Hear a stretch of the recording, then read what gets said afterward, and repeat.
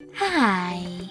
In front of me is Honor 90 and today I would like to show you how you can edit a password saved in Google Passwords Manager.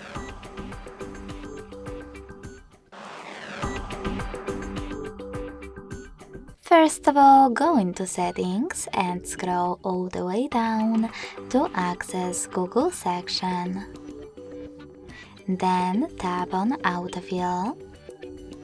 Autofill with Google and Google Password Manager.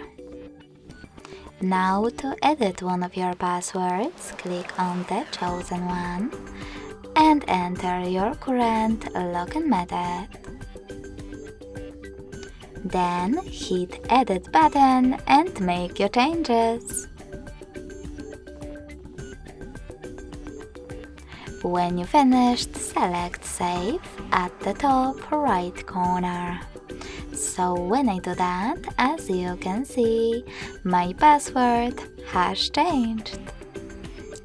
Thanks so much for watching. If you enjoyed this video, don't forget to leave a like, comment and subscribe.